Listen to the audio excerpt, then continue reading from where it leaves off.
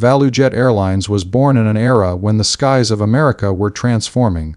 The 1990s marked a golden age for low-cost travel, a time when deregulation had opened the industry to new competitors and created a wave of budget airlines that promised affordable fares to millions. ValuJet emerged in 1993, headquartered in Atlanta, Georgia, and it quickly became a household name in the Southeast and beyond. The airline positioned itself as the carrier of the people: cheap tickets, simple services, and fast growth. For many passengers, it was a ticket to see family, to reach business opportunities, or simply to travel when, in previous decades, flying had been a luxury. But beneath the marketing shine and the rapid expansion, there were cracks in the foundation that would grow increasingly difficult to ignore. The story of ValuJet begins with two ambitious entrepreneurs, both veterans of the airline industry who saw opportunity in the post-deregulation skies. They recognized a gap in the market: passengers who wanted no-frills air travel and didn't care about luxury as long as the price was right. The business model was straightforward: keep fares low, keep planes full, and keep costs down by operating older aircraft and outsourcing maintenance. This approach proved successful in the short term. ValuJet's fleet, made up mostly of aging DC-9s and MD-80s, was purchased second-hand at low cost. Many of these planes had flown for decades with other airlines before being repainted and rebranded in ValuJet colors. The company's growth was meteoric. In less than 3 years, ValuJet had gone from a startup to one of the fastest-growing airlines in the United States. Its bright yellow and orange logo became a familiar sight in airports across the Southeast. ValuJet planes landed in Miami, Atlanta, Washington, and dozens of other destinations, carrying passengers who embraced the airline for its affordability. To the casual traveler, the airline was a success story, a symbol of American entrepreneurship. But for those who worked within the industry, whispers of concern were beginning to surface. The Federal Aviation Administration had flagged ValuJet multiple times for safety issues. There were questions about how the airline maintained its older fleet and whether its reliance on outsourcing maintenance to third-party contractors might compromise standards. Inspectors found lapses in record-keeping, issues with training, and a culture that sometimes placed speed and cost-saving above caution. Pilots and mechanics voiced concerns quietly, but the airline pressed forward, driven by market demand and the pressure to stay competitive in an industry where profit margins were razor-thin. As the airline expanded, its reputation began to divide opinion. Passengers appreciated the cheap flights, but stories circulated of delays, canceled flights, and occasional safety scares. Still, with ticket prices often half the cost of major carriers, many people shrugged off the risks. In America's aviation market of the mid-1990s, the low-cost model was new, bold, and disruptive. For ValuJet, every successful flight added to its growing influence, every new route was proof of its strength, and every profit report was validation of its business plan. But the flaws in that plan would soon be exposed in the most devastating way imaginable. On May 11, 1996, ValuJet Flight 592 was scheduled to fly from Miami International Airport to Atlanta, Georgia. The aircraft assigned to this flight was a McDonnell Douglas DC-932 tail number N904VJ built in the early 1970s. Like much of ValuJet's fleet, the plane was decades old and had served multiple carriers before being acquired by ValuJet. Its design, though proven over years of service, lacked some of the modern safety features of newer jets. For most passengers boarding that afternoon, however, those details didn't matter. What mattered was the ticket in their hands, the seat waiting for them, and the journey ahead. The passengers came from all walks of life. Families traveling together, businesspeople heading to meetings in Atlanta, tourists making their way home from Miami vacations, and individuals simply taking a weekend trip, 110 souls in total including 5 crew members. For the captain, Candlin Quebec, this was a routine flight. At 35 years old, she was one of ValuJet's most respected pilots, with thousands of hours of experience. Alongside her in the cockpit was First Officer Richard Hazen, 42 years old, with years of flying under his belt. Together, they were competent, professional, and fully prepared for a standard journey.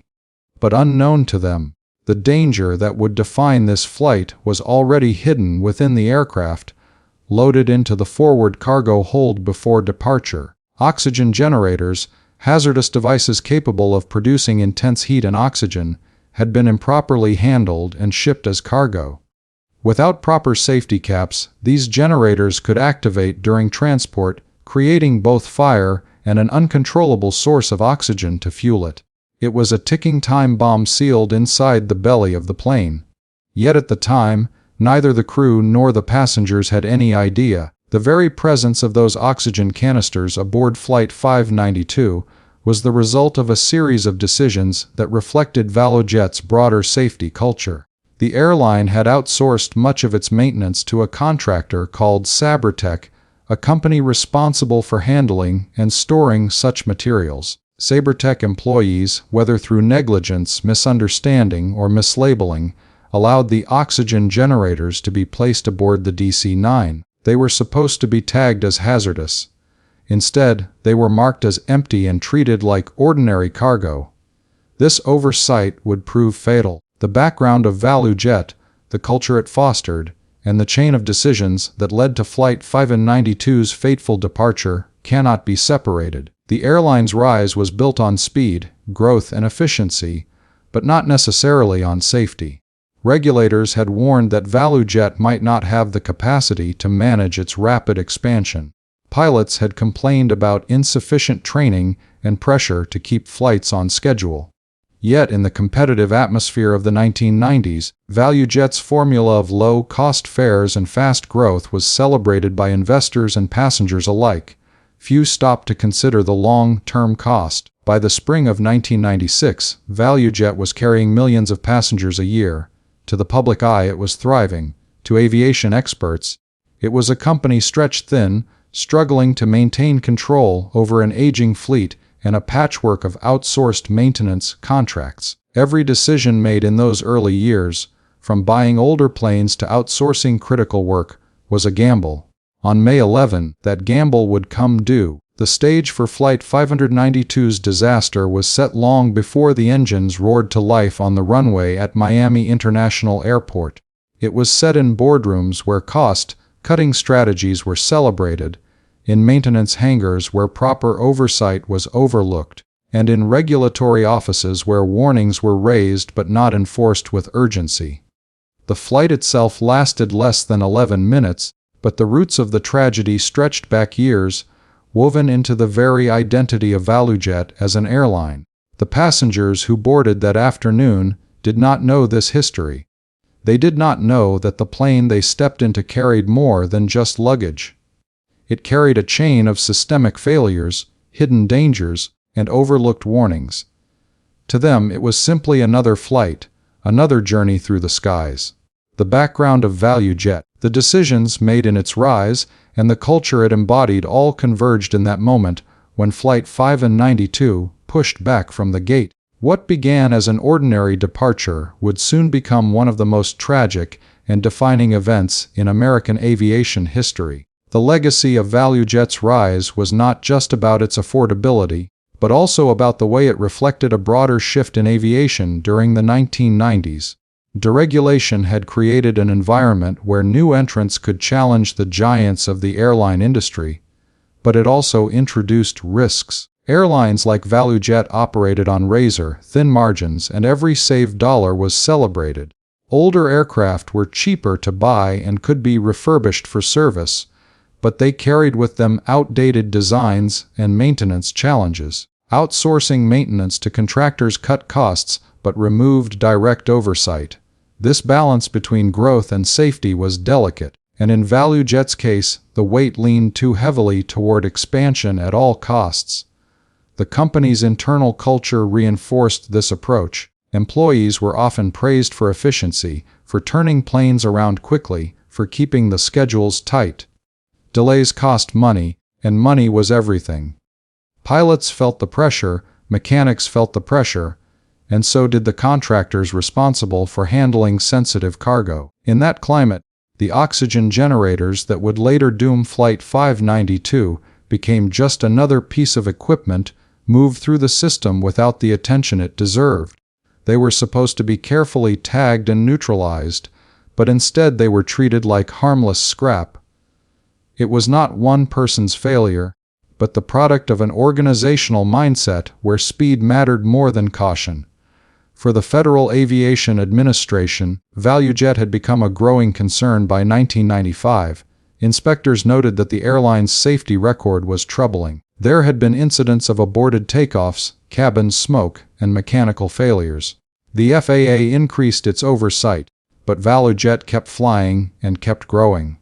The airline's lobbyists argued that it was unfairly targeted because it was new and disruptive. Customers loved the low fares, and politicians celebrated ValuJet as a symbol of competition. Yet inside the industry, many were uneasy. The FAA's warnings were written in reports, but action was slow and enforcement lacked urgency.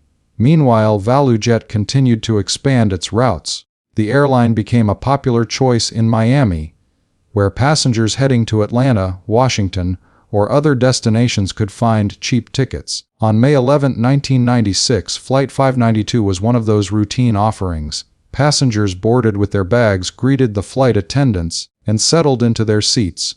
For them, ValuJet was not a story of regulatory warnings or outsourced maintenance. It was simply a way to travel, and for many it was the only affordable option. The DC-9 used that day had its own history. Built in 1969, it had flown for Delta Airlines for over 2 decades before entering ValuJet's fleet. It had been stripped, repainted, and rebranded, but the years of service were still in its frame. It was a workhorse aircraft, reliable in its day but aging by the mid-1990s. For ValuJet, however, such planes were the backbone of its business. Newer jets were too expensive. Older ones could be purchased at a fraction of the price. The trade-off was that maintenance demands were higher, parts were older, and modifications were sometimes necessary. To understand the full background of Flight 592, one must also look at the role of Sabertech, the contractor tasked with much of ValuJet's maintenance. Sabertech operated out of Miami and was responsible for storing, handling, and preparing equipment. In the weeks leading up to the flight, the oxygen generators were removed from other aircraft. Each generator was capable of producing oxygen through a chemical reaction when activated. They were powerful, useful in emergencies, but highly dangerous when mishandled. By regulation, they were classified as hazardous material. By error, they were labeled as empty and loaded into the cargo hold of Flight 592. This chain of mistakes did not occur in a vacuum. It happened in an environment where corners were cut, where training was inconsistent, and where oversight was weak. Employees handling the canisters did not properly secure them. The boxes carrying the generators were sealed and then placed aboard the DC-9 without anyone questioning whether they were safe. On paper, everything looked routine. In reality, the seeds of tragedy had already been sown. As the passengers boarded that Saturday afternoon, the world outside was bright and humid, a typical day in Miami. Families chatted, children found their seats, and business travelers opened briefcases. In the cockpit, Captain Quebec and First Officer Hazen reviewed their checklists. Both were experienced aviators capable of handling emergencies, but what awaited them was unlike any emergency training scenario they had ever faced. In the cabin, the flight attendants prepared for departure, unaware that beneath their feet, inside the cargo hold, the generators rested, silent, dangerous, waiting for the inevitable. This moment of calm, before the engines roared and the wheels lifted from the runway, carried with it a weight of history. It carried the history of an airline that had grown too quickly, of regulators who had hesitated to act forcefully, of contractors who had mishandled hazardous cargo, and of a business model that celebrated efficiency over caution. Each decision, each oversight, each error in judgment had converged into this flight, into this moment when 110 people unknowingly placed their trust in ValuJet, in its aircraft, and in its promise of safe passage. In documentaries that revisit this story, survivors' families often recall the ordinariness of the day. There were no warnings, no signs of the disaster to come. To them, their loved ones simply boarded a flight that should have lasted less than 2 hours. The background of ValuJet, with all its flaws and warnings, was invisible to the passengers. They did not see the maintenance reports, the FAA memos, or the safety concerns. They saw only the smiling attendants, the safety demonstration, and the plane preparing for takeoff. But aviation accidents are rarely the result of a single error. They are almost always the product of a chain, a sequence of missteps that align in the worst possible way. In the case of Flight 592, the chain stretched back years, rooted in the very foundation of ValuJet. Its rapid growth had impressed investors but strained the systems designed to keep planes safe. Its reliance on aging aircraft had saved money but introduced risks. Its use of contractors had cut costs but created gaps in accountability. By the time the plane left Miami on May 11, those risks had already reached their breaking point. As the engines powered up and the DC-9 lifted into the sky, the stage was set. The flight itself would last only 11 minutes before disaster struck, but in truth, the accident had already been written into the airline's history long before. It had been written when ValuJet was allowed to grow faster than its safety culture could handle. It had been written when hazardous materials were mislabeled and loaded into a passenger aircraft. It had been written when regulators chose caution in words rather than decisive action in enforcement. The background of ValuJet Flight 592 is not only the story of one airline, but also the story of an era in aviation. An era where the promise of cheap travel sometimes overshadowed the responsibilities of safety. It is the story of how business pressures, regulatory hesitations, and operational shortcuts can converge with catastrophic results. For the passengers and crew, it was a tragedy. For the aviation industry, it was a warning carved in loss. And for history, it remains a reminder that the background of every flight is more than the tickets and the schedules. It is the hidden web of choices, policies, and risks that determine whether a journey ends safely or not. On May 11, 1996, the day of ValuJet Flight 592's departure, Miami International Airport was bustling with the kind of energy that defined a weekend afternoon.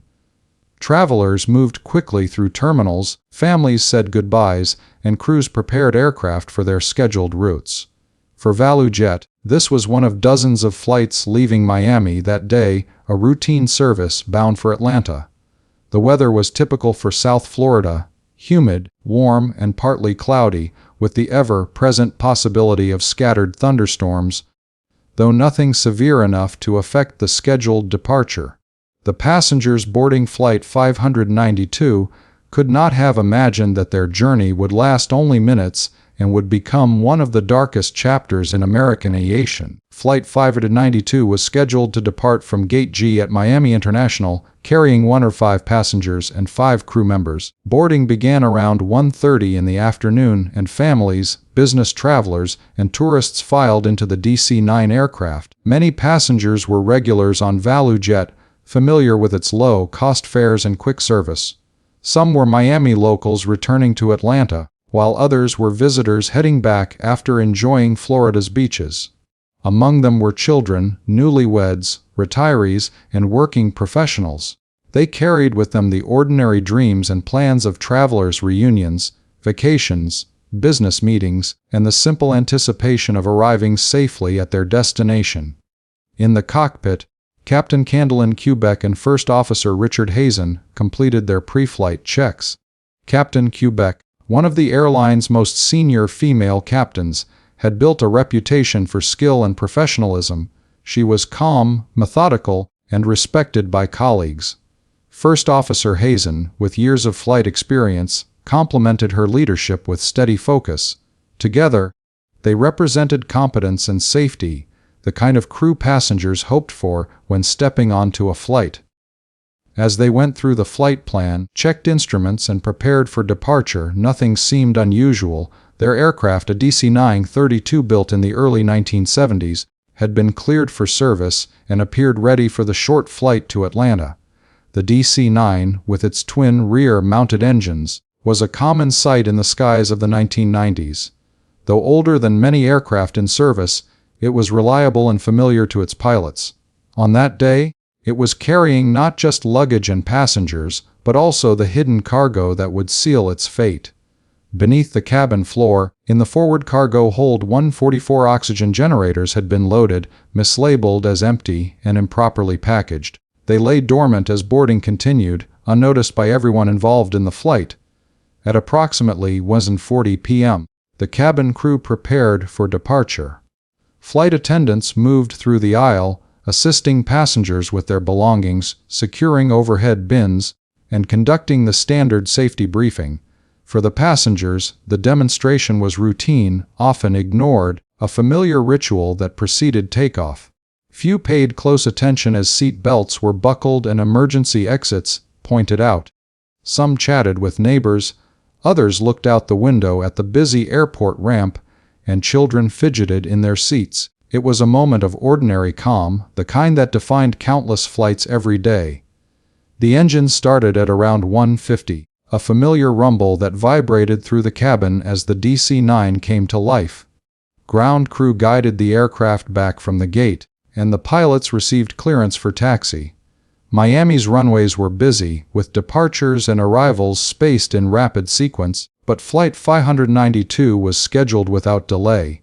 From the control tower, air traffic controllers tracked the aircraft's movements, issuing clearances as the DC-9 made its way toward runway 9L. Inside the cockpit, Captain Quebec and First Officer Hazen monitored their instruments. Their voices, later preserved by the cockpit voice recorder, revealed no sense of alarm. They spoke casually, focused on procedure, running through checklists with professionalism. For them, this was another flight in a long career, another day in the skies. The DC-9 rolled along the taxiway, waiting its turn among other departing aircraft. At approximately 2:04 p.m., Flight 592 received clearance for takeoff. The aircraft lined up on the runway, engines spooled to full power, and the plane accelerated down the tarmac. Passengers felt the familiar push against their seats as the nose lifted and the ground fell away. To those on board, it was the beginning of an ordinary journey north to Atlanta. To those watching from the ground, it was just another jet disappearing into the sky. The climb out from Miami was initially routine. The DC-9 ascended steadily, banking slightly as it aligned with its northbound route. The Florida coastline stretched out beneath, a mix of cityscape, coastline, and wetlands. Passengers gazed out windows, adjusting to the sensation of flight, while the flight attendants prepared the cabin for cruise. Everything seemed normal, every sound and movement consistent with countless other departures. But only minutes into the climb, subtle signs of trouble began to appear. In the cockpit, indications of electrical issues caught the crew's attention. At the same time, passengers in the cabin began noticing a faint smell of smoke. Some glanced at each other with unease, while others remained unaware, focused on magazines or conversations. The flight attendants, alert to such warnings, moved quickly to investigate. Unknown to all, the cargo hold beneath their feet was already transforming into an inferno. One of the oxygen generators had activated, sparking a chemical reaction that produced both intense heat and a continuous flow of oxygen. Instead of burning out, the fire was being fed, growing hotter and stronger. The cargo hold, lacking smoke detectors or fire suppression, gave no immediate warning to the cockpit. The crew was blind to the scale of the disaster unfolding below. As the DC climbed past 10,000 feet, the smoke in the cabin grew thicker. Passengers began coughing, covering their faces, and looking toward the flight attendants for reassurance. Some described later by family accounts how their loved ones must have felt confusion and fear as the smell worsened. In the cockpit, the pilots now realized the seriousness of the situation. They radioed air traffic control, declaring an emergency and requesting an immediate return to Miami. Their voices were professional but urgent, carrying the weight of responsibility for the 110 lives on board. Air traffic control cleared them for a rapid return, offering the nearest runway. The DC-9 banked in a sharp left turn, descending back toward Miami. But the situation was escalating faster than anyone could respond. The fire below was out of control, and smoke filled both the cabin and cockpit. Instruments began failing, warning lights illuminated, and communication became strained. The crew struggled against an invisible enemy they could neither see nor contain.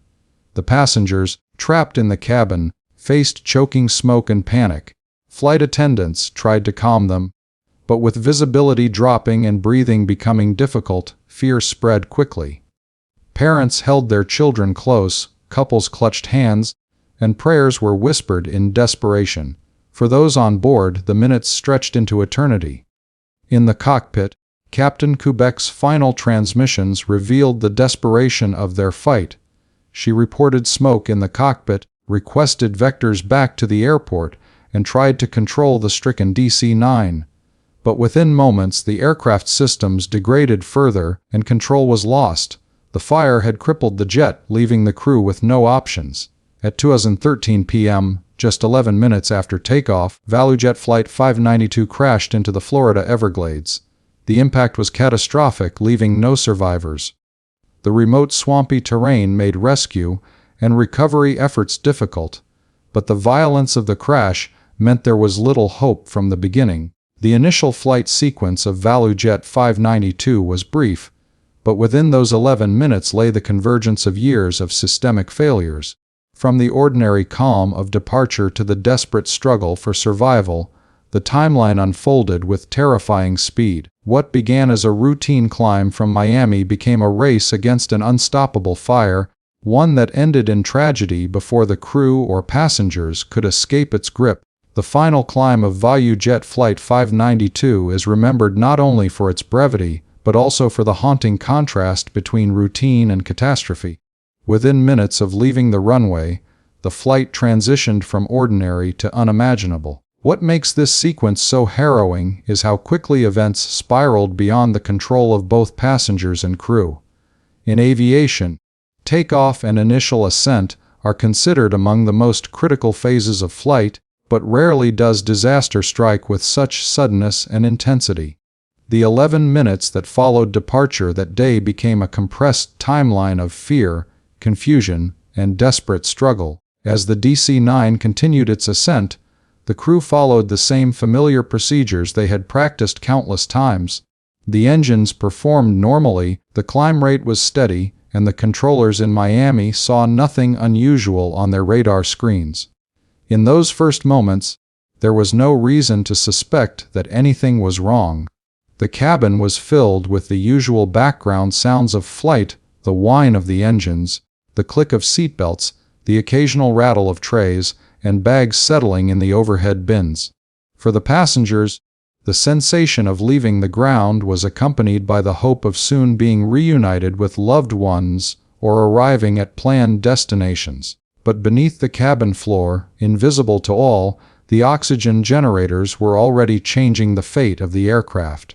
One canister had triggered, its chemical reaction producing a surge of heat. Surrounded by cardboard and other combustible material, the generator ignited a blaze that grew in intensity with each passing second. Unlike fires that suffocate in enclosed spaces, this one was supplied with its own source of oxygen. Instead of dying, it fed itself, building into a storm of heat and smoke. The first signs noticed in the cabin were subtle.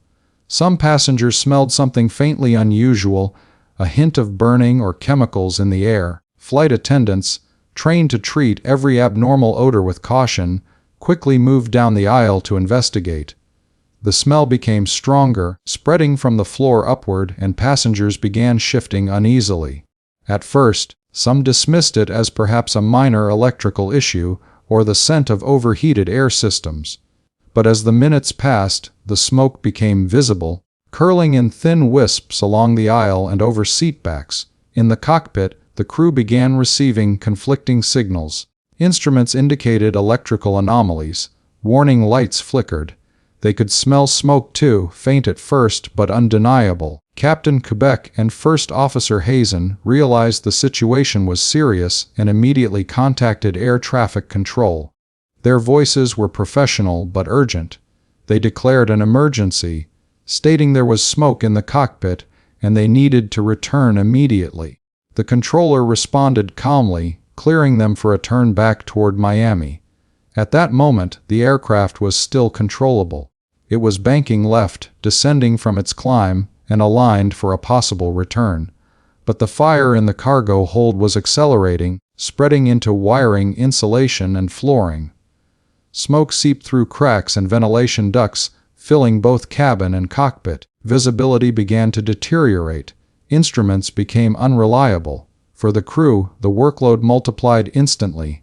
They were trying to navigate, communicate, diagnose, and contain a disaster all at once. In the cabin, fear escalated. Passengers coughed as the smoke thickened. Some covered their faces with clothing, others clutched armrests, and children began to cry. Flight attendants attempted to reassure them, but they too were struggling to breathe. The situation developed so quickly that the normal emergency procedures, like distributing oxygen masks, were insufficient. The masks delivered air, but in a cabin consumed by smoke, relief was limited. Panic spread in whispers, then louder voices, then shouts. The crew continued their attempt to return, but the aircraft was now in the grip of chaos. The fire disabled more systems. Communication became sporadic, strained through static and failing microphones. The captain's voice was heard once more on the radio, strained, reporting worsening conditions. She tried to maintain control, pulling against an aircraft that was increasingly unresponsive. The smoke inside the cockpit made it difficult to see instruments, and the heat from below warped panels and cables. Every second counted. But the fire advanced faster than the crew could respond. Investigators later determined that the oxygen generators created temperatures so intense that they compromised the aircraft's structure. Within minutes, the pilots were facing an impossible task, guiding a crippled jet, filled with smoke, with systems failing, and with no way to extinguish the source of the fire. Unlike newer aircraft, the DC-9 lacked built-in fire suppression in its forward cargo hold. It was a design decision that had once seemed acceptable, but in this moment, it sealed the fate of all on board. As the plane descended toward the Everglades, it became clear that it would not reach the runway. Radar tracked its erratic path as controllers tried to guide it, but the crew could no longer maintain stability. The nose pitched downward, and the DC-9 began an uncontrolled dive. At 2:13 p.m., less than 11 minutes after takeoff, the aircraft slammed into the swamp at high speed. The force of the impact was catastrophic, breaking the plane into countless fragments and scattering debris across the marshland. The crash site was so remote and waterlogged that rescuers could not immediately access it. For the families waiting in Atlanta, the news would soon arrive that there were no survivors. The departure of Flight 592 is remembered because it began as nothing unusual. It was the ordinariness that made what followed so devastating. Passengers boarded casually, flight attendants smiled, the engines roared, and the wheels lifted into the sky. Nothing in those first few minutes betrayed the truth of what was coming. Only when the smoke appeared did reality intrude, and by then the fate of the flight was sealed. The sequence was so short, so compressed, that there was no time for escape, no chance for rescue, no opportunity for the crew to bring the plane safely home. For investigators, piecing together those 11 minutes became a challenge. The cockpit voice recorder provided only fragments, brief exchanges that revealed the urgency of the crew. Air traffic control tapes captured the calm but desperate requests for a return. Witnesses on the ground saw the aircraft trailing smoke before disappearing into the swamp. From these sources, a timeline was constructed, second by second, showing how quickly the situation escalated. The conclusion was chilling. The disaster was not caused by pilot error or weather or mechanical failure in the usual sense, but by a hidden fire fueled by improperly stored cargo. The sequence of departure and initial climb, therefore, is not just about the physical movements of the aircraft, but about the invisible convergence of failures. Each action, boarding, taxi, takeoff, climb, unfolded exactly as it had countless times before, but beneath the floor of the aircraft, the unseen fire was already rewriting the outcome. The 11 minutes became a tragic case study in how disasters can erupt from hidden dangers, leaving crews and passengers with no warning until it is too late. ValuJet Flight 592's departure from Miami is etched into aviation history not because it was extraordinary at the start, but because it was so ordinary. The ordinariness made the sudden eruption of catastrophe all the more shocking. For the 110 lives on board, the journey ended almost before it began. For the aviation world, those 11 minutes became an indelible lesson about the importance of cargo safety, aircraft design, and the vigilance required in every aspect of flight. The fire that erupted inside ValuJet Flight 592's forward cargo hold remains one of the most chilling examples of how a hidden hazard can overwhelm an aircraft in flight. For investigators, this moment became the turning point of the story, because while the flight's departure was routine and its climb seemed unremarkable, the true disaster was already unfolding beneath the feet of the passengers and crew. To understand the sequence, one has to go inside the sealed compartment where the chain of destruction began. The cargo hold of the DC-9 was located directly beneath the passenger cabin, just forward of the wings. It was not equipped with smoke detectors or fire suppression systems, because regulations at the time did not require them for that type of space.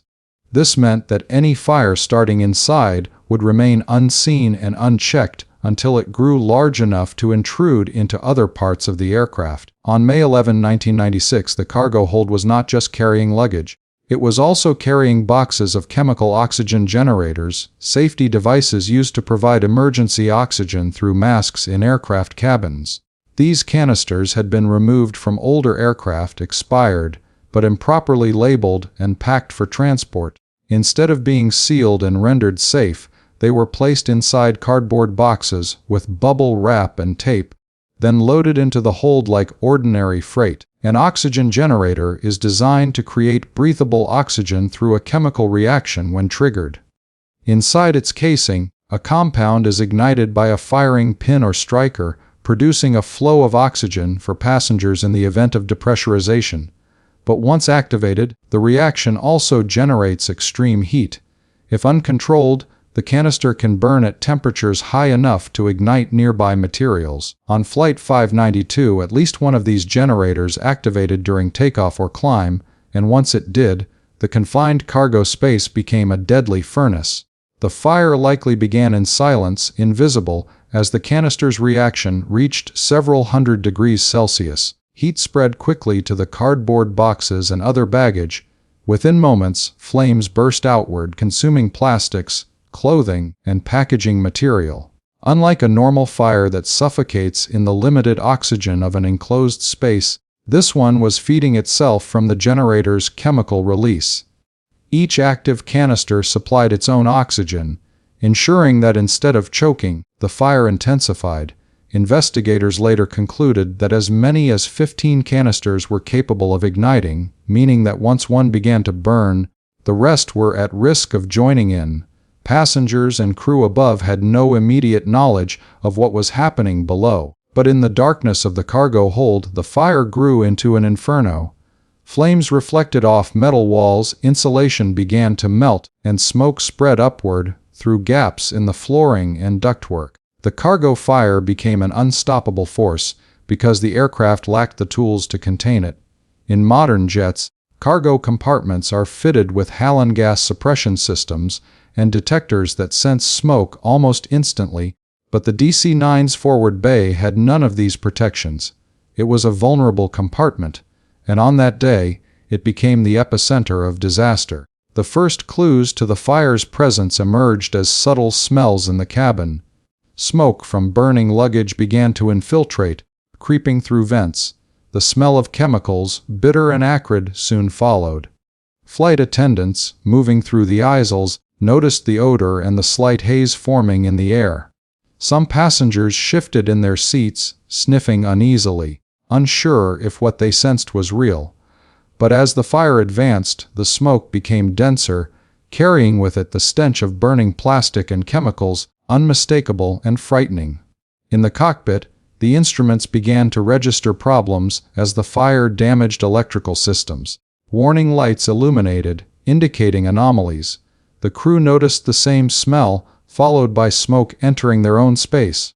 Their training told them that smoke on board was an immediate emergency. Captain Kubek and First Officer Hazen quickly declared an emergency to air traffic control, requesting a rapid return to Miami.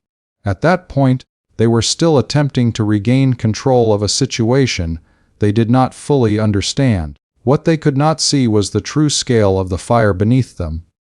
Inside the cargo hold, the intensity of the fire escalated. Luggage was consumed in minutes, with flames spreading unchecked across every combustible surface. The oxygen generators ensured that suffocation never came, only more fire.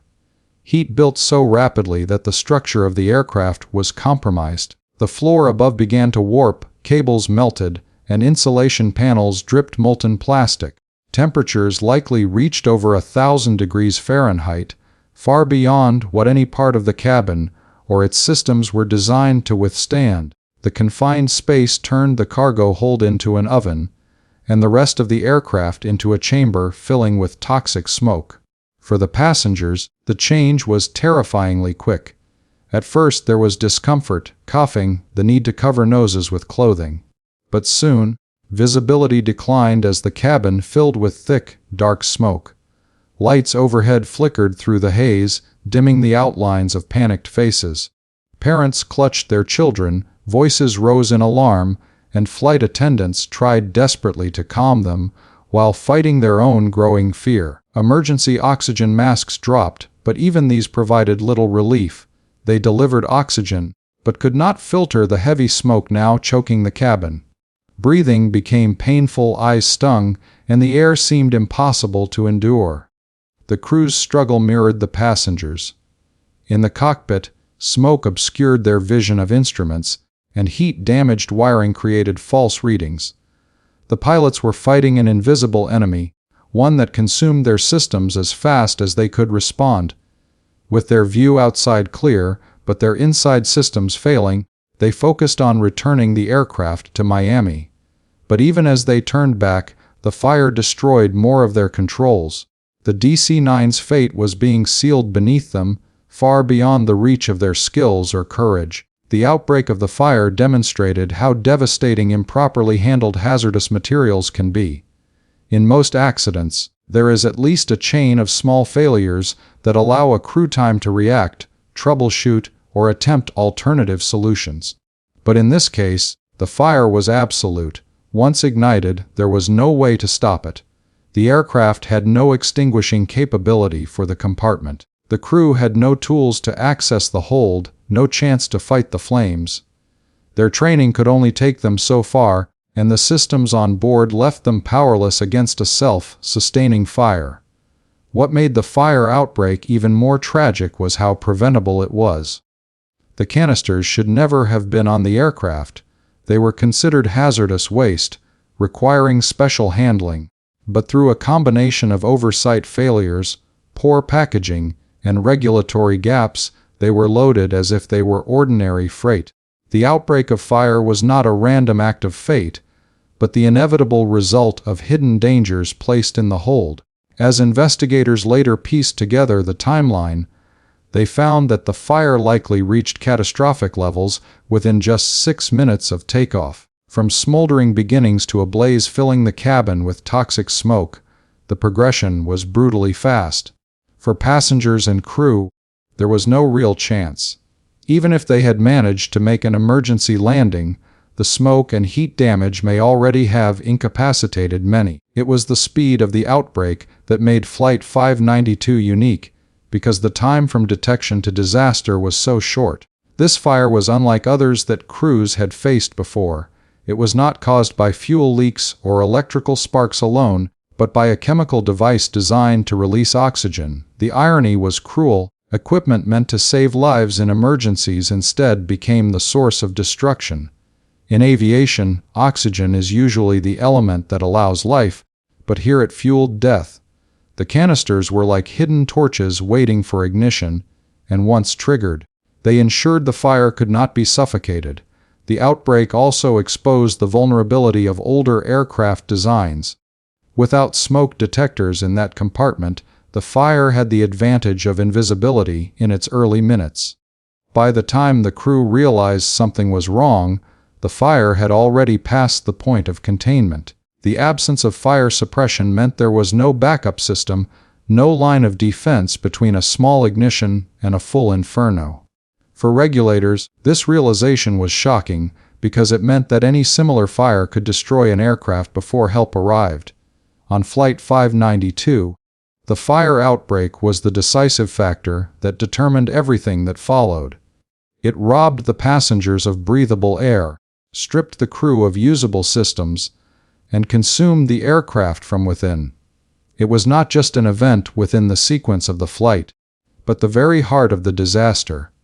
The 11-minute timeline of the flight can only be understood through the lens of those flames, unseen but unstoppable, rising from the cargo hold to claim the lives above. The full scale of the fire inside the forward cargo hold could only be imagined in retrospect, reconstructed from the evidence left behind and from the final frantic minutes of the flight.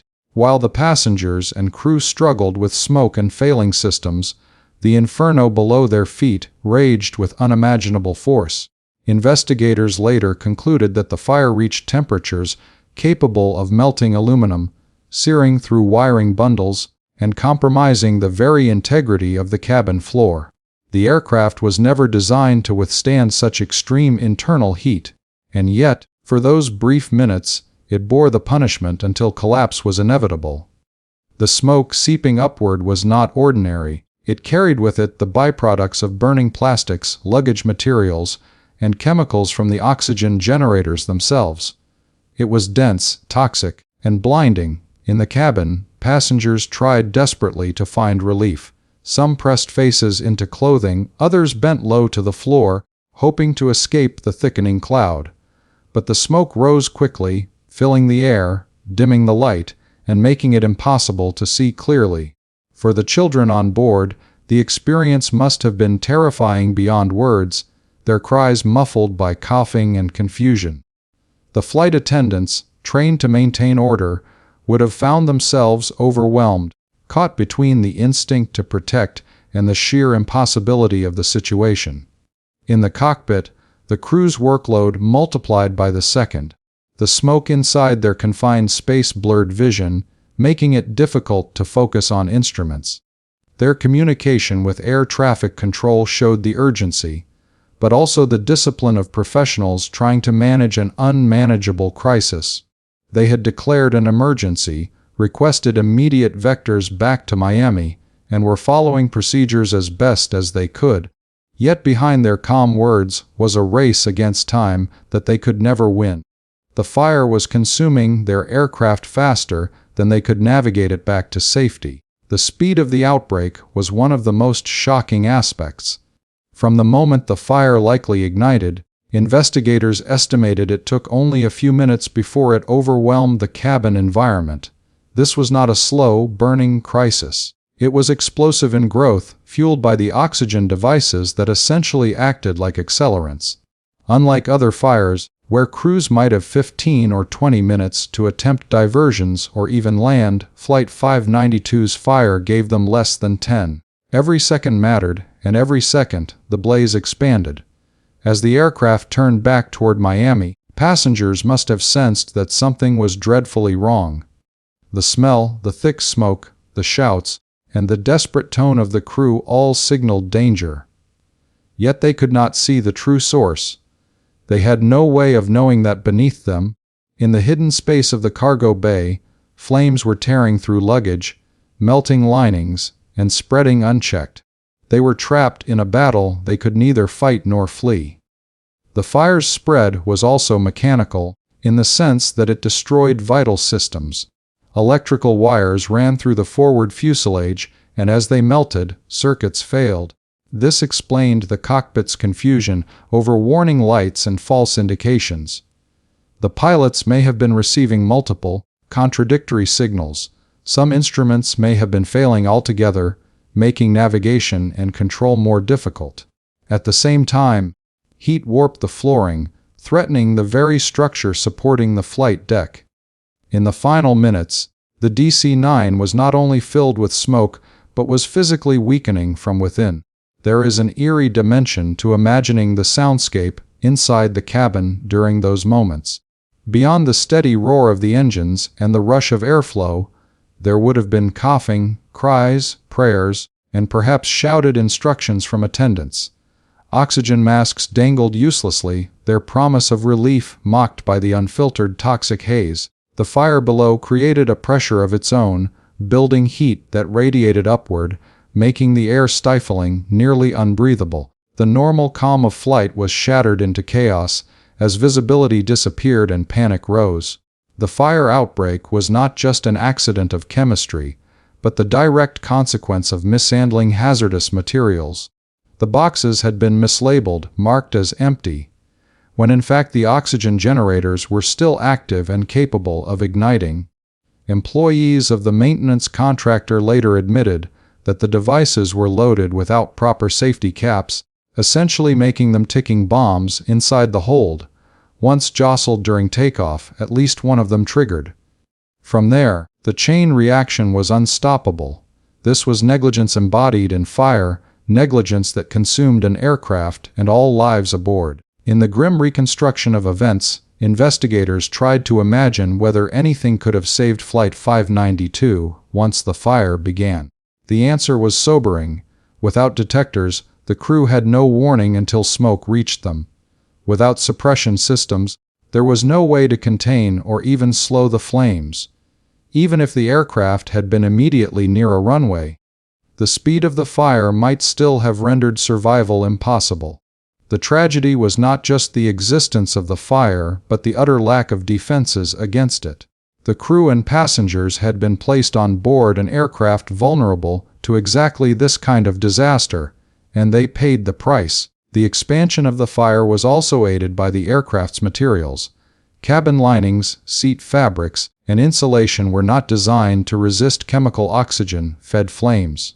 As they ignited, they contributed more smoke and heat. What began in the cargo hold became a systemic destruction, with every flammable item adding to the inferno.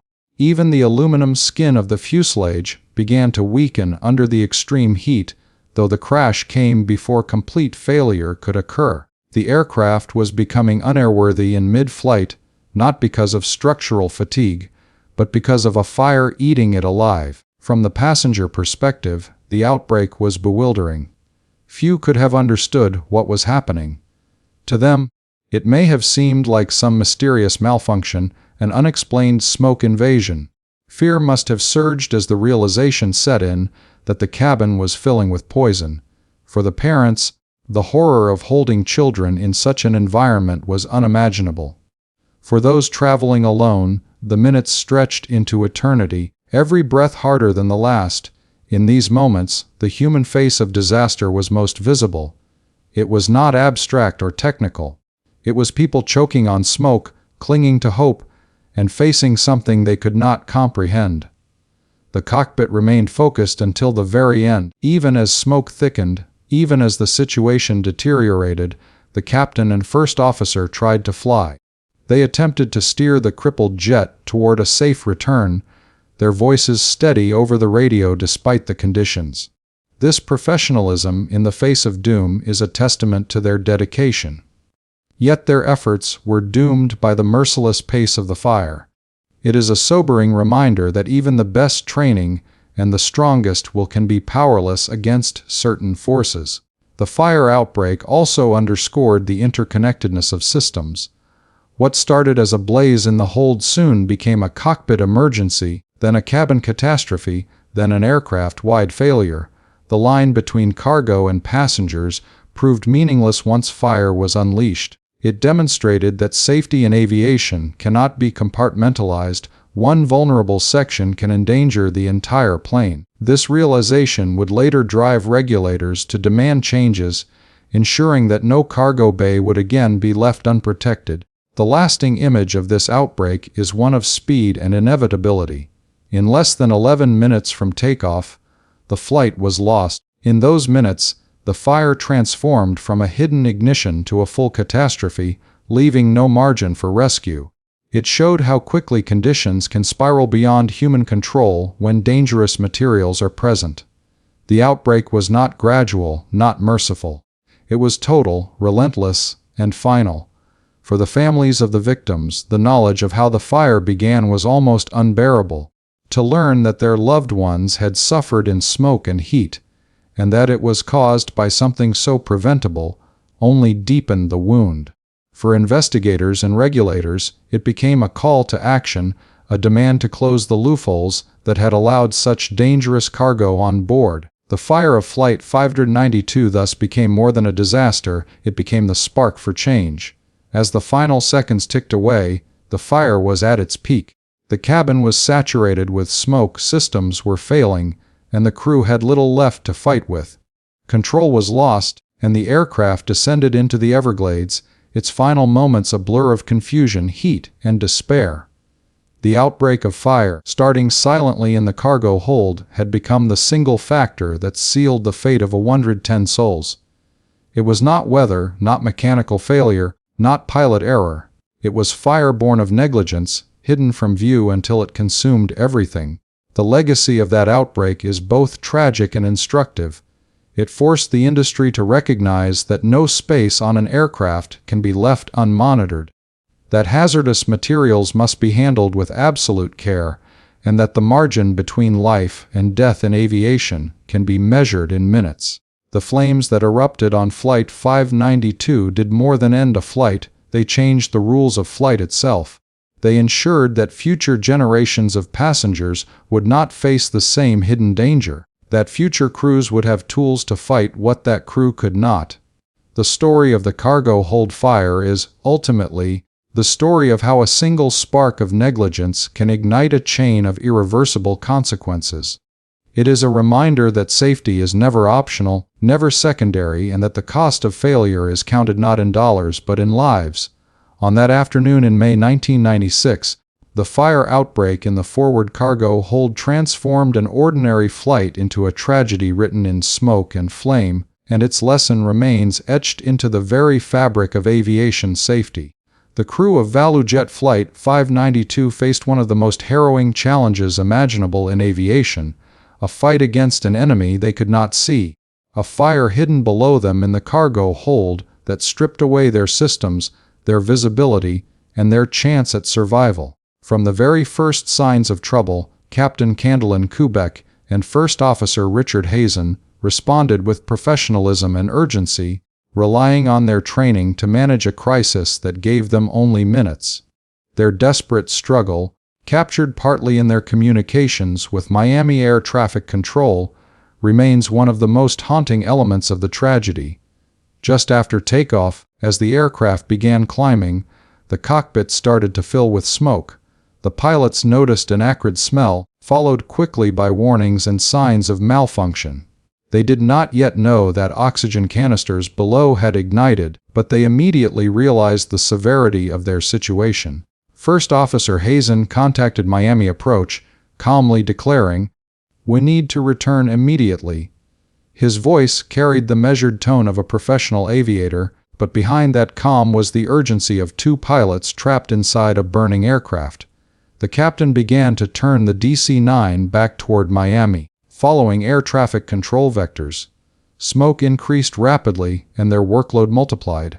They had to communicate, fly, diagnose, and try to keep the aircraft stable, all while their instruments became less reliable and their cockpit visibility deteriorated. The crew's communication with ATC was clear and professional, but it carried a desperate edge. They reported smoke in the cockpit and requested immediate clearance to land. Controllers on the ground acted quickly, clearing airspace and preparing a runway, but the crew's struggle was with time, not space. Passengers behind them were already panicking as smoke filled the cabin. Flight attendants would have been trying to keep order, but the worsening conditions gave little chance for control. In the cockpit, Captain Kubek fought the controls, working to keep the aircraft steady while Hazen handled radio calls. The teamwork between them reflected the discipline of years of training, but the situation was unraveling faster than they could contain it. They were breathing toxic smoke, their vision obscured, their instruments unreliable. Every second was critical, yet every second the fire spread further. The communications to ATC became shorter, clipped, urgent. "We're descending, we're going back to Miami," Hazen reported. Air traffic control attempted to give them headings and altitudes, but the crew's capacity to respond was collapsing under the overwhelming conditions in the cockpit. At one point, the strain in Hazen's voice revealed the reality. They were in deep trouble, fighting for survival with tools that could not match the fire consuming their aircraft. The struggle grew more frantic as control inputs became less effective. Smoke may have impaired the crew's ability to see their instruments, and damage from the fire was likely affecting flight control systems. Controllers tried to keep the flight path clear, urging them toward Miami, but the aircraft's condition was deteriorating by the second. On board, there was no longer a fight to diagnose, but only a fight to survive long enough to return. In the last moments, as the aircraft descended over the Florida Everglades, the cockpit was likely filled with smoke so dense that breathing was nearly impossible. The pilots' voices grew strained, fragmented, and then communication ended abruptly. At 20:13 p.m., just 11 minutes after takeoff, ValuJet Flight 592 plunged into the swamp, killing all 110 people aboard. The crew's desperate struggle is remembered not as a failure, but as a testament to their bravery. They never gave up control, never stopped trying, never abandoned their duty to return their passengers to safety. Even as smoke blinded them and heat crippled their systems, they remained focused on flying the aircraft and communicating with ATC. The haunting brevity of their final transmissions reflects the cruel speed of the disaster. Their professionalism in the face of impossible odds is one of the most enduring lessons of the tragedy. When ValuJet Flight 592 lost control and plunged into the Florida Everglades, the impact was instant and catastrophic. At 20:13 p.m., only 11 minutes after takeoff, the DC-9 struck the swamp at nearly full speed, nose down, leaving no chance for survival. The Everglades, with its shallow waters, sawgrass, and thick mud, became the final resting place of the aircraft and all 110 people on board. The violence of the crash shattered the plane into countless fragments, scattering wreckage across a wide area and embedding debris deep into the swampy ground. Unlike accidents on solid terrain, there was no large fuselage section left, no survivors to recount the moments before impact. What remained was a scene of devastation hidden within one of America's most difficult landscapes. First responders raced toward the site after radar contact was lost and reports came of smoke trailing from an aircraft before it disappeared. Helicopters hovered over the Everglades, scanning for signs of wreckage. What rescuers found was heartbreaking: a field of twisted metal, seat cushions, clothing, and debris floating among the reeds and water. There were no intact bodies, only fragments, a grim testament to the force of the collision. The swamp absorbed the impact, but also concealed much of the wreckage, making recovery both physically and emotionally agonizing. Airboats, helicopters, and swamp buggies became the only way to reach the site, and crews worked tirelessly under difficult conditions, facing heat, humidity, snakes, and alligators as they combed through the marsh. The aftermath was unlike many other aviation disasters. Because the aircraft had disintegrated, identifying victims and collecting remains became a painstaking process that took months. Families waiting for answers endured not only the loss of their loved ones, but also the cruel reality that recovery would be slow and incomplete. The swamp's thick mud acted like glue, swallowing parts of the aircraft and human remains, and investigators had to sift through the muck piece by piece. This environment made the crash both an emotional and logistical nightmare. For investigators, the Everglades posed another challenge. Traditional crash sites allow for the reconstruction of large parts of the plane, but here the wreckage was fragmented into thousands of small pieces. Still, each fragment told a story. Teams meticulously tagged and removed debris, eventually piecing together enough evidence to determine the fire in the cargo hold as the origin of the tragedy. The investigation relied heavily on forensic detail, because there was no flight data recorder to capture the fire's early stages. Only the wreckage itself and the voices from the cockpit voice recorder survived to provide the timeline. The impact in the Everglades also left a deep mark on the local community. Airboats driven by local residents assisted recovery crews, and the swamp that many Floridians considered a source of life and beauty became a place of sorrow. Memorial services were held nearby, and the site itself became sacred ground to the families of victims. For them, the swamp was no longer just a wilderness. It was the place where their loved ones' lives ended. Many came to lay flowers or to pray, even when access was restricted, because it was the closest they could come to saying goodbye. In the days that followed, news footage of helicopters hovering over the marsh and investigators wading through water with wreckage in their hands became images burned into public memory. The Everglades, with its vast emptiness, magnified the tragedy by isolating it. Unlike crashes in populated areas, there were no houses, no towns, no immediate bystanders. Only the quiet wilderness holding the evidence of disaster. The impact site stood as a stark reminder of the fragility of flight and the violence of uncontrolled descent. The aftermath also brought grief on a national scale. Families of the victims demanded answers, and the airline faced intense scrutiny. ValuJet's operations were questioned, regulators were criticized, and investigators worked under the pressure of public outrage. Yet behind the headlines, the reality remained simple and cruel. 110 people had died, and their final moments were spent in fear and chaos, culminating in a violent impact that left nothing whole. The Everglades crash site became a place where technical investigation met human tragedy. Every recovered fragment of the plane was matched by the discovery of personal belongings, watches, shoes, torn clothing, that spoke to the lives lost. Each item was cataloged with care, not just as evidence, but as a silent witness to the journey that had ended there. For the families, these small remnants were sometimes the only tangible connections left. Over time, the site was cleared, the debris removed, and the investigation concluded. But the memory of the impact in the Everglades remains vivid. It is remembered not only for the loss, but also for the difficult conditions of recovery, the tireless work of investigators, and the dignity shown in honoring the victims. Today, the Everglades holds a quiet memorial, a symbol of respect for those who perished, and a reminder of the lessons learned. The swamp that once concealed the wreckage now preserves the memory of a tragedy that reshaped aviation safety forever. The investigation into ValuJet Flight 592 uncovered a disturbing chain of failures that revealed how dangerous oversights in aviation safety can lead to disaster. From the beginning, investigators suspected the fire that erupted in the cargo hold was the root cause, and their suspicions were confirmed as they pieced together the wreckage. Among the twisted metal, charred remains, and melted fragments, they identified oxygen generators, devices designed to provide emergency oxygen to passengers in case of cabin depressurization. These generators, however, were not inert. They had been improperly stored, mislabeled, and transported as cargo aboard the flight, creating a ticking time bomb in the belly of the DC-9.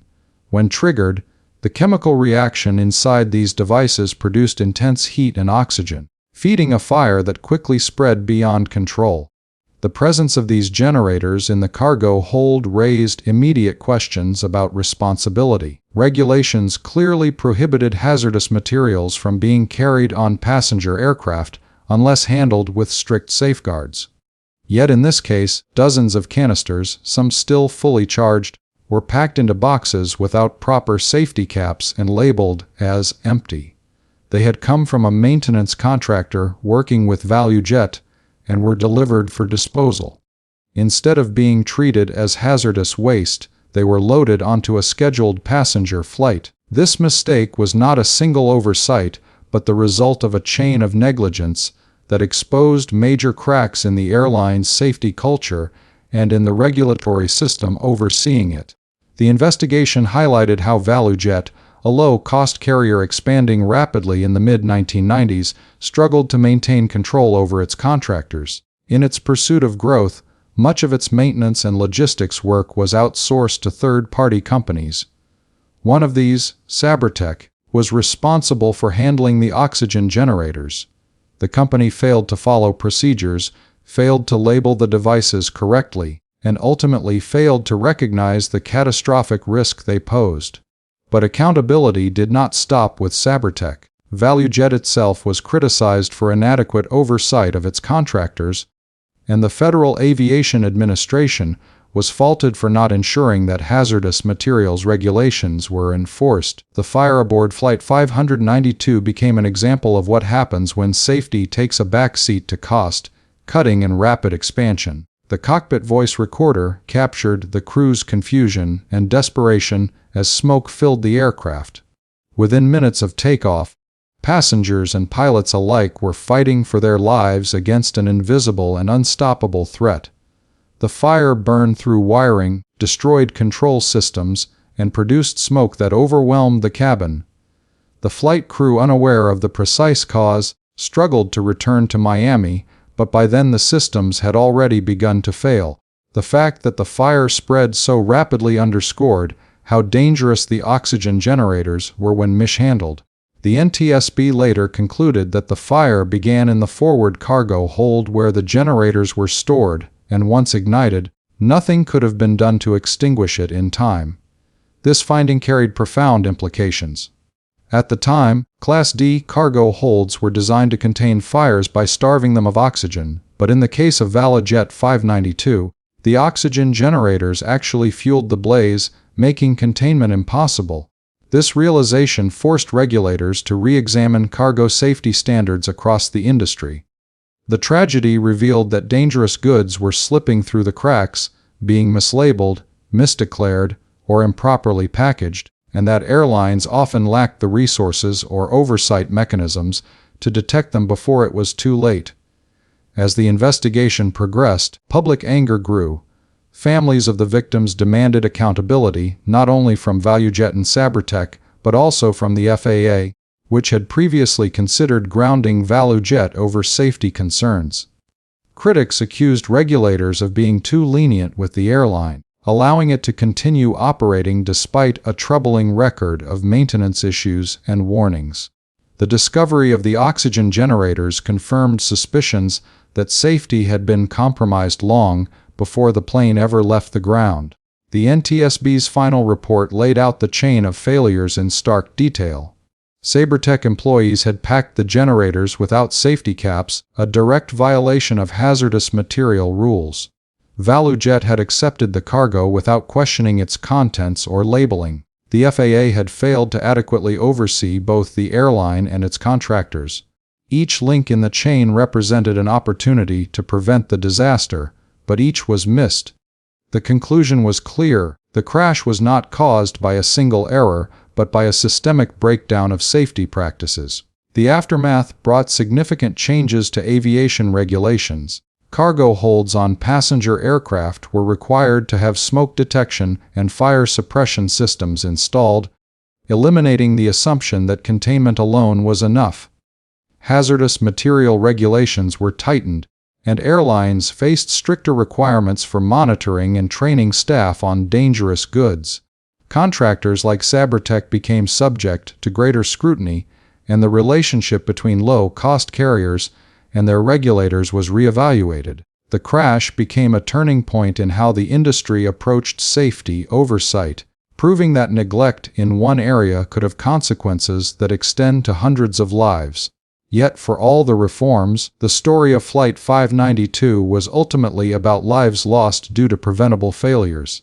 Families of victims were left with grief compounded by anger, knowing that the tragedy need not have happened. They saw in the investigation's findings a confirmation that their loved ones had been caught in the middle of a man-made disaster, not a random accident of fate. The fire that consumed the aircraft was the physical manifestation of negligence, shortcuts, and missed warnings. In the years that followed, Sabratech faced criminal charges, and ValuJet merged with another airline, its name forever stained by the crash. The FAA, under pressure, reshaped its enforcement approach, but the memory of Flight 592 continued to remind the public and regulators alike of what was at stake when hazardous materials are mishandled. The lessons learned were paid for at the highest cost. Every time investigators replayed the tape from the cockpit or examined a scorched piece of wreckage, the message was the same: aviation safety depends on absolute vigilance. Even the smallest oversight, a mislabeled box, an uncapped generator, can ignite a tragedy with no escape. The crash of ValuJet Flight 592 left an impact that reached far beyond the Everglades. It was not only a devastating tragedy for the families of the 110 passengers and crew who lost their lives, but also a moment that shook public trust in air travel, forced regulators to face their shortcomings, and reshaped how airlines and contractors were held accountable. In the weeks and months following the accident, the name ValuJet became synonymous with danger in the minds of many travelers. Once marketed as a low-cost, convenient carrier, it suddenly carried a reputation for neglect, cost-cutting, and inadequate oversight. Passengers grew fearful of boarding flights from budget airlines, wondering if cheap tickets came at the expense of safety. The images of rescue teams wading through the swamp and reports of improperly stored hazardous materials made headlines around the world, reinforcing a sense that safety had been compromised. For regulators, the crash became an unavoidable wake-up call. The Federal Aviation Administration, long criticized for being too lenient on fast-growing carriers, was forced to acknowledge that it had missed critical warning signs. Prior to the disaster, internal discussions within the FAA had raised questions about ValuJet's safety record, including frequent maintenance problems and reliance on third-party contractors. Some had even suggested the airline be grounded, yet the company was allowed to continue operating. When Flight 592 ended in catastrophe, the FAA faced public outrage and congressional scrutiny. Critics accused it of placing business interests above safety, of being reactive rather than proactive, and of failing in its fundamental duty to protect passengers. The scandal pressured the agency to tighten enforcement and expand its authority over both airlines and contractors. From a regulatory standpoint, the legacy of the crash led to sweeping changes. One of the most immediate reforms was the requirement for all Class D cargo holds in passenger aircraft to be fitted with smoke detection and fire suppression systems. Before the accident, these cargo compartments had been considered secure against fire because they were airtight enough to suffocate flames. But the oxygen generators on ValuJet exposed the fatal flaw in this assumption. When oxygen itself was present in the hold, fires could grow rapidly and uncontrollably. The FAA moved quickly to mandate systems capable of alerting pilots to a fire and extinguishing it before it could overwhelm the aircraft. This change alone has likely prevented countless tragedies in the decades since. Another regulatory reform focused on hazardous materials. Airlines were required to implement stricter training for staff and contractors to ensure dangerous goods were properly identified, labeled, and handled. Documentation procedures were enhanced, penalties for violations became harsher, and regulators increased inspections of maintenance and cargo facilities. The crash showed how fragile the chain of accountability could be when airlines outsourced vital operations. From that point forward, airlines bore greater responsibility for ensuring their contractors met the same standards they themselves were held to. This change redefined the relationship between low-cost carriers and regulators, making it clear that rapid growth could not come at the expense of safety. For the airline industry, the legacy of Flight 592 was also a warning about public trust. Once passengers believed an airline was unsafe, recovery was almost impossible. ValuJet experienced this reality firsthand. Despite attempts to assure the public and continue operations, its reputation never recovered. Just over a year later, ValuJet merged with Airtran Airways, effectively erasing its name, but not the memory of its failures. The message was clear: safety lapses not only risk lives but also destroy businesses. Other airlines took note. and even budget carriers began to emphasize safety in their marketing, understanding that low fares would never outweigh the fear of negligence. The families of the victims also played a role in shaping the legacy of the disaster. Their relentless pursuit of answers and accountability kept public attention on the crash long after the wreckage had been cleared. Many felt betrayed not just by the airline and its contractors, but by the very system that was supposed to protect them. Court cases, lawsuits, and public hearings ensured that the tragedy remained a matter of national importance. Their voices pressured regulators and lawmakers to implement reforms and to recognize that aviation safety required more than paperwork and assumptions. It demanded constant vigilance and zero tolerance for shortcuts. On a broader cultural level, the crash deepened public awareness of the hidden risks of aviation. Travelers began to question what was being loaded into the cargo holds of the planes they boarded. The words "hazardous materials" gained a new, ominous weight in the public consciousness. For many, the crash was a reminder that flight, though routine, remained a complex system dependent on flawless coordination. The loss of ValuJet 592 was a sobering reminder that one small lapse, a mislabeled box, an unchecked shipment, an oversight by a contractor, could ignite a disaster beyond anyone's control. The legacy also extended into how investigators and regulators communicated with the public. The crash highlighted the need for transparency. Families demanded to know exactly what had gone wrong, and the NTSB's final report provided a comprehensive explanation of the oxygen generators, the fire, and the systemic failures that allowed them on board. This openness, though painful, helped restore some measure of trust by showing that lessons had been learned and changes were being implemented. It reinforced the idea that while tragedies cannot be undone, they can serve as catalysts for preventing future ones. In the years that followed, aviation safety reached new heights of reliability. Commercial air travel became statistically safer, with fewer accidents per million flights than ever before. The reforms born from Flight 592 contributed to this progress, proving that the cost of lives lost had not been entirely in vain. The Everglades crash site, while quiet and unmarked by major monuments, remains a symbolic place for those who remember. For families, it is sacred ground. For the aviation community, it is a reminder of the constant vigilance required to keep the skies safe. Ultimately, the impact of ValuJet Flight 592 lies not just in the regulations it inspired, but in the shift in mindset it forced across the industry. It showed that even in an era of deregulation and competitive growth, safety must remain the unshakable foundation of aviation.